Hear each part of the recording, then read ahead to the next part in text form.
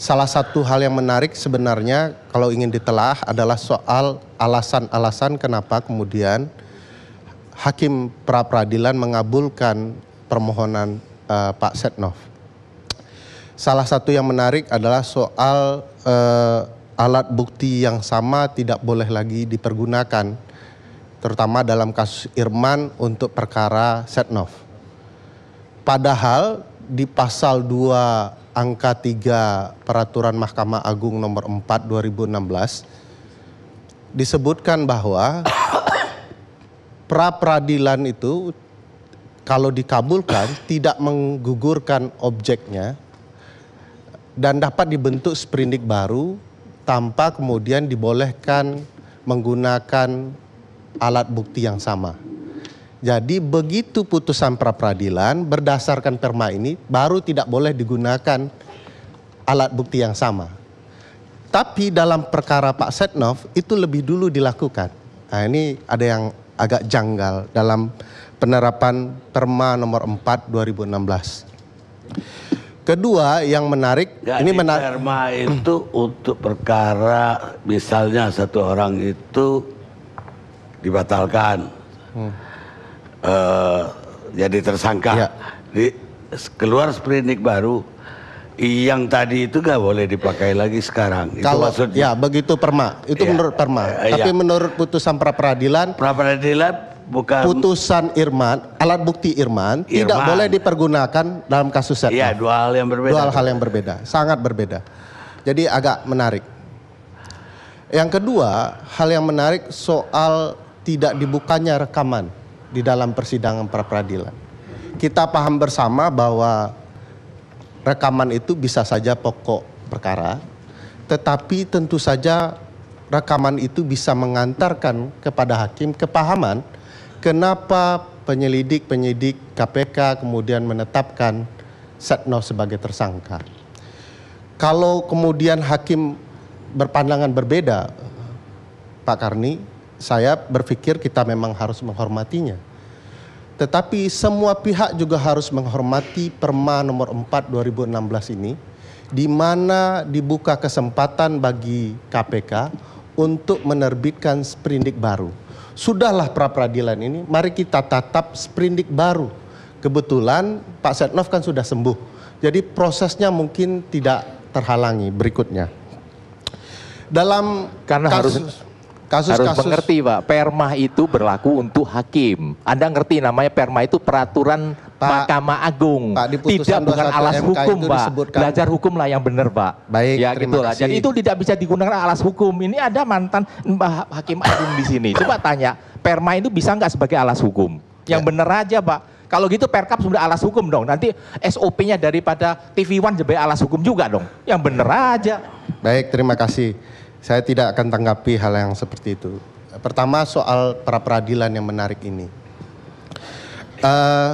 Kekalahan di pra-peradilan wajar, dan di MK, putusan MK nomor 21 dan perma ini membolehkan untuk sprindik baru. Ada beberapa alasan yang agak janggal sebenarnya kalau kita lihat di dalam pra-peradilan ini, terutama yang dibawa oleh pemohon Pak Setnov. Salah satunya soal bahwa Pak Setnov itu adalah pimpinan fraksi, ketua fraksi. Jadi beliau tidak memiliki kewenangan macam-macam untuk mengelola agar komisi-komisi bisa bermain dalam kasus IKTP. Tapi kalau kita amati Undang-Undang nomor 17 2014 tentang MD3, ketua fraksi sebenarnya memiliki kunci penting untuk mengelola banyak hal. Misalnya di dalam pasal 14, ketua fraksi berhak menentukan siapa pimpinan badan legislatif. Di pasal 108, ketua fraksi berhak menentukan siapa pimpinan Banggar, mengusulkan minimal. Di pasal 90, ketua fraksi berhak kemudian menentukan, mengusulkan pimpinan badan musyawarah. Di pasal 152, ketua fraksi berhak kemudian menentukan BURT. Bahkan dalam penentuan duta besar, usul ketua fraksi patut dipertimbangkan. Bahkan juga dalam pembentukan undang-undang, penentuan pimpinan DPR, pimpinan komisi sebagaimana ditentukan dalam pasal 171, pasal 84 ayat 3, pasal 97 ayat 2 Undang-Undang MD 3 memperlihatkan bagaimana peran ketua fraksi dalam lingkup DPR. Jadi kalau kemudian ada pandangan dari pemohon dalam kasus pra-peradilan bahwa Pak Setnov tidak mungkin berperan, menurut saya kalau dibaca pasal ini baik-baik pasti akan menyadari kekhilafannya. Yang menarik misalnya dalam alasan para ahli yang mendukung Pak Setnov, misalnya yang menarik dan tadi diulang oleh Pak Frederick, bahwa putusan Mahkamah Konstitusi terutama yang berkaitan dengan penyelidikan, pengangkatan penyidik dan penuntut umum KPK itu tidak diperkenankan karena baru putusan MK, belum menjadi undang-undang. Nah, saya ingin mengutip penjelasan pasal 10 Undang-Undang Mahkamah Konstitusi, Undang-Undang 24 2003, Undang-Undang 8 2011 tentang Mahkamah Konstitusi, dikatakan bahwa putusan Mahkamah Konstitusi berlaku seketika itu juga, begitu diputuskan oleh Hakim MK, layaknya sebagai sebuah undang-undang. Jadi itu sebabnya disebut final and binding.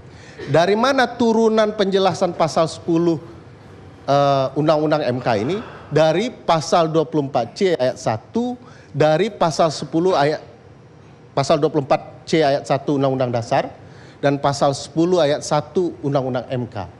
Jadi di dalam undang-undang ini disebutkan apa makna final. Apa makna final? Yaitu berlaku seketika itu juga, final and binding, ya.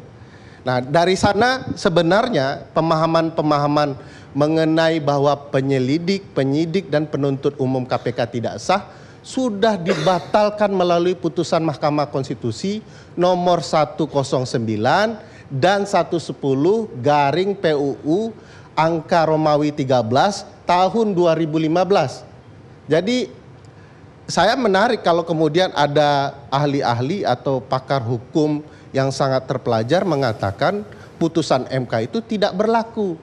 Ini saya tidak membaca, mengatakan tidak berlaku, tetapi saya bilang dari hierarki perundang-undangan, putusan MK tidak bisa mengesampingkan undang-undang. Pembentukan peraturan perundang-undangan. Saya bilang Anda belajar hukum yang lebih dalam. Saya minta dibatasi diskusi kita. Kita nggak bicara ke penyidik itu. Ya, karena itu salah satu alasan Bang Karni. Ya, tapi tadi dijadikan topik oleh Pak Frederick. Ya. Jadi saya perlu bantah itu supaya kemudian publik juga mengetahui apa yang benar menurut undang-undang. Saya kira udah lengkap. Ya, kemudian yang perlu saya komentari soal bagaimana kalau KPK salah dalam kemudian memproses orang. Jawabannya mudah, sebagaimana polisi dan kejaksaan menurut KUHAP bisa direhabilitasi. Lalu kenapa kemudian seolah-olah kalau KPK salah itu digadang-gadangkan betul? Padahal sprindik baru diperbolehkan. Nah, ini menurut saya menjadi upaya mencoba membohongi publik seolah-olah putusan itu adalah akhir dari permainan. Menurut saya putusan itu belum berakhir dan patut kita hormati bahwa proses untuk pembuktian bahwa Pak Setnov secara pokok perkara terbukti atau tidak jauh lebih penting dari bicara soal teknis yang dilakukan oleh penyelidik dan penyidik KPK. Bukan tidak mungkin dalam banyak perkara lain, hal-hal teknis ini juga dilakukan. Begini Pak Karni, permasalahannya itu bukan substansi pokok permasalahan, pokok perkara.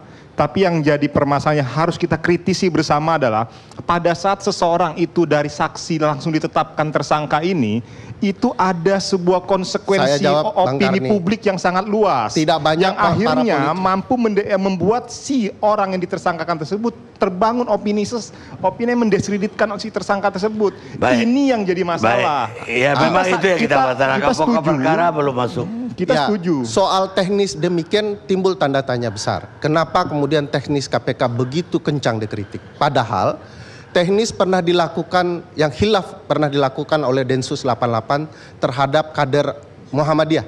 Itu terbunuh loh. Itu tidak pernah diangket oleh DPR.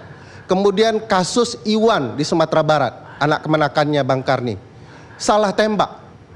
Ya. Tidak kemudian dipermasalahkan. begini. Ya, artinya saya mau melihat ada teknis proses. Data ke polisi hari ini. Ya betul, Bang. Nanti nggak imbang. Betul, ya betul. Maksud saya begini, Bang. Kita nggak data ke polisi jadi narasumber. Saya tidak mau mengomentari polisi yang bisa saja hilaf. Tapi begini, Bang Karni, ada teknis proses penyidikan dalam perkara pidana juga bermasalah di tempat lain. Buktinya juga besar. Tapi DPR tidak pernah bicara. Kenapa hanya KPK? Menurut saya sederhana, karena sedang menyelidiki orang besar dan penting yang mungkin saja melibatkan banyak anggota DPR yang bermasalah. Nah, ini menjadi catatan yang perlu kita pertimbangkan bahwa jangan-jangan DPR sebenarnya yang sedang bermain politik dalam perkara IKTP. Kalau kita lihat asumsi-asumsi yang dibangun DPR yang menarik, Bang Karni, misalnya asumsinya KPK itu berpolitik. Contoh kasus BG, ya, orang mau dijadikan calon Kapolri tiba-tiba kok dikeluarkan status tersangka. Publik jangan dilupakan oleh sesuatu hal yang penting. Yang meminta ya, Bang Karni, agar kemudian KPK bertindak adalah Presiden. Karena Presiden meminta sebelum mengusulkan calon-calon anggota kabinet, ya, tolong calon-calon ini diberi tanda merah, kuning, hijau. Nah, salah satu yang kena tanda merah adalah orang yang kemudian ditentukan status tersangkanya oleh KPK. Kalau mau salahkan Presiden. Demikian, Bang Karni. Terima kasih. Melebarnya jadi kemana-mana ini. Tapi kita fokus. Abdul Fikar Pak Hajar. Oke.